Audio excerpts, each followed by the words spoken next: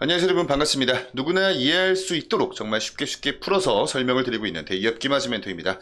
오늘 질환지교 시큐리티 같이 한번 보겠습니다. 우리 질환지교 시큐리티는 여러분들 우리나라 국내 시장뿐만 아니라 굉장히 이 일본 시장도 중요한 그런 시장인데 지금 현재까지 이 추세를 놓고 보면 확실히 일본 시장을 잡아가고 있는 그런 추세를 보여주고 있습니다.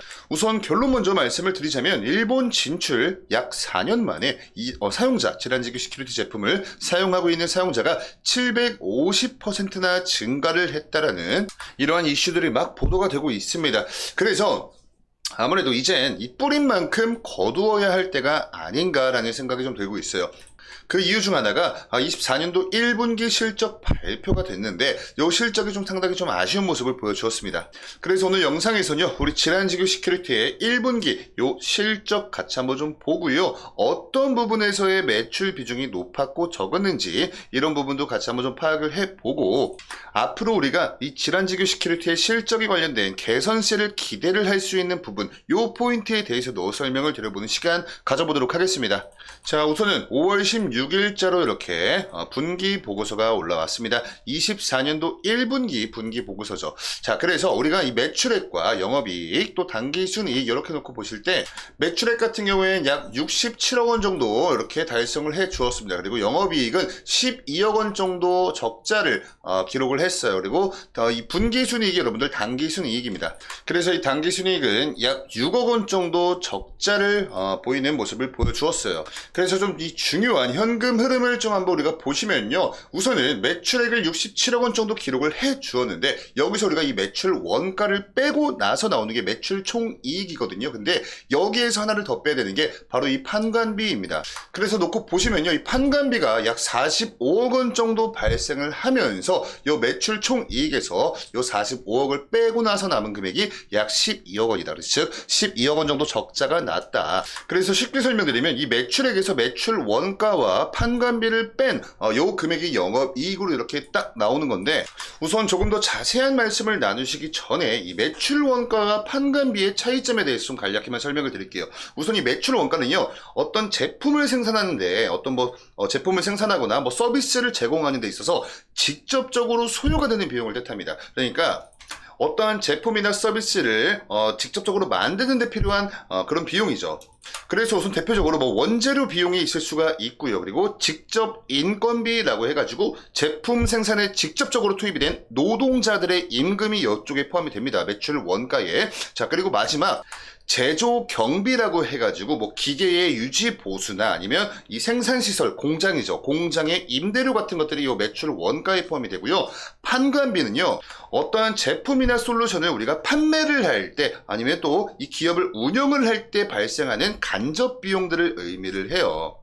그래서 마케팅, 광고 비용이나 아니면 어떠한 이 경영진들의 급여, 또 사무실 임대료 이런 것들, 그리고 가장 중요한 게 R&D 연구개발 비용도 이 판관비에 포함이 됩니다. 자, 그러니까 그런 부분에서의 이런 좀 이 재정적인 지출이 많이 발생을 했다, 이렇게 결론을 내서 말씀을 드릴 수가 있을 것 같고요. 그래서 결과론적으로 이 분기 실적 추이를 이렇게 5개의 분기를 놓고 봤을 때 제일 좋지 못한 모습을 보여주었습니다. 사실 직접적인 비교는 전년 동기와 23년도 1분기와 놓고 비교를 해보셔야 되는데, 매출액 부분에서 좀 역성장을 하는 모습을 보여주었어요. 그렇지만 그나마 좀 다행인 건 이 영업이익과 당기순이익 측에서 이쪽에서 좀 어느 정도의 적자폭 개선이 되는 모습을 보여주었다. 그러니까 일장일단인 거죠. 매출액은 역성장 좋지 못했는데 영업이익과 당기순이익 측면에서 어느 정도 이 적자폭을 개선해주는 모습을 보여주었기 때문에 이 부분은 좀 고무적인 사실이 될 수가 있다, 이렇게 말씀을 드릴 수가 있겠고, 이러한 매출을 이루고 있는 이 다양한 요소들이 있겠죠. 사실 그 중에서도 우리 질환지교 시큐리티는 이 메일 관련된 보안 사업에 좀 특화가 되어 있는 그런 기업입니다. 그래서 이쪽 부분을 잘 이렇게 보시면 딱 봐도 가장 많은 매출들이 이쪽에서 발생을 하고 있거든요. 이렇게 보시면 됩니다. 자, 우선은 이 스팸 스나이퍼라는 이쪽 제품에서 좀 많은 매출들이 발생을 했고, 메일 스크린 이쪽 부분에서도 상당히 좀 괜찮은 매출을 찍어 주었습니다. 그런데 이 문서 부분 쪽에서 23년도 1분기, 즉 전년 동기와 놓고 비교를 해봤을 때 이 문서 쪽에서는 좀 어느 정도 매출 감소가 보여졌어요. 그렇지만 다행인 건 이 모바일 사업 부문에서 전년 동기 대비해서 그래도 꽤나 괜찮은 모습을 보여주면서 결국에 우리 이 질환지교 시큐리티의 대표적인 품목들 이렇게만 놓고 보셨을 때 이 합계 매출액을 보시면요, 그래도 이 전년 동기 대비 성장하는 모습은 보여주었습니다. 자, 그러면 어떤 부분에서 차이가 있었길래 이렇게 전년 동기 대비해서 매출액 같은 경우에 역성장이 벌어졌나, 이 부분을 놓고 보니까 제품별 수출 현황을 보시면 됩니다.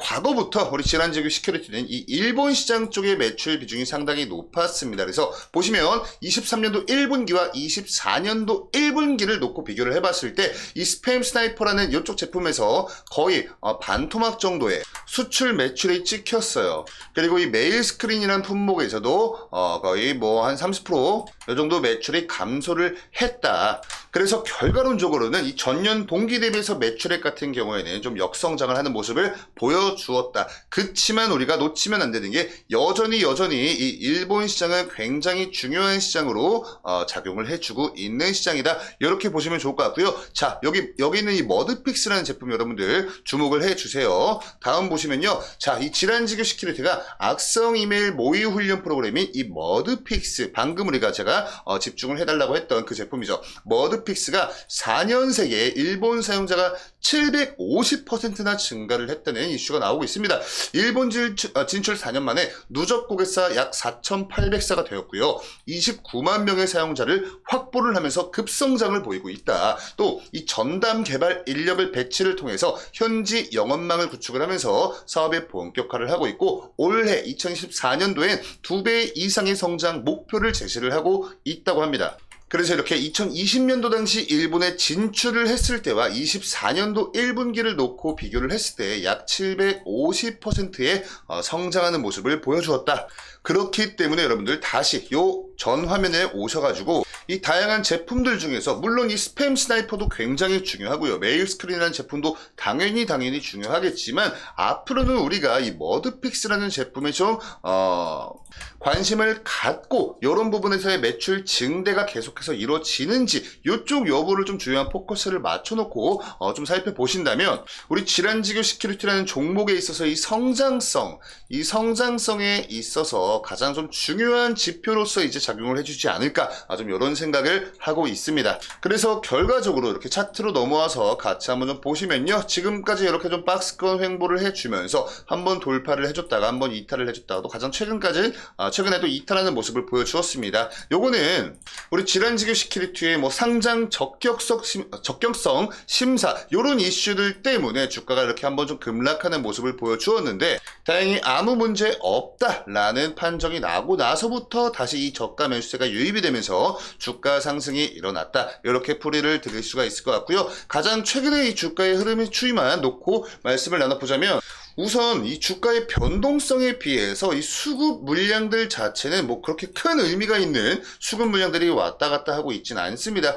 우선은 지금 이제 시장에서 주목을 받고 있는 그런 테마가 또 아니기 때문에 이 질환지교 시큐리티라는 종목을 아는 사람만 좀 알고 있는 그런 종목이다. 이렇게 좀 말씀을 드릴 수가 있을 것 같고, 어찌되었든 이런 이 수급 자체가 매크로적인 수급이든 뭐든 간에 우선은 여러분들 그래도 수급은 수급이다 라는 말씀을 좀 드리고 싶고요. 오늘 지금 이제 당장 기술적인 말씀을 좀 도와드리자면, 가장 최근에 이렇게 상장 적격성 심사 요 이슈 때문에 이탈했던 이런 특이한 케이스 말고 가장 최근에도 이 박스권 하단 부분에서 지지를 받는 모습들을 계속해서 보여주고 있어요. 그래서 아마 좀 이렇게 투자를 하시면서 이 박스권 근처 혹은 지금 이제 회복을 회복해주는 데 성공해준 요 이평선들 근처에서 단기적인 관점에서 좀 지지를 받아주는지 요 부분 좀 체크를 해 가시면서 투자를 하신다면 보다 더 안전한 투자를 하실 수 있지 않을까, 이런 생각을 하고 있고요. 지금 현재 주가 레벨에서 추가적인 상승을 우리가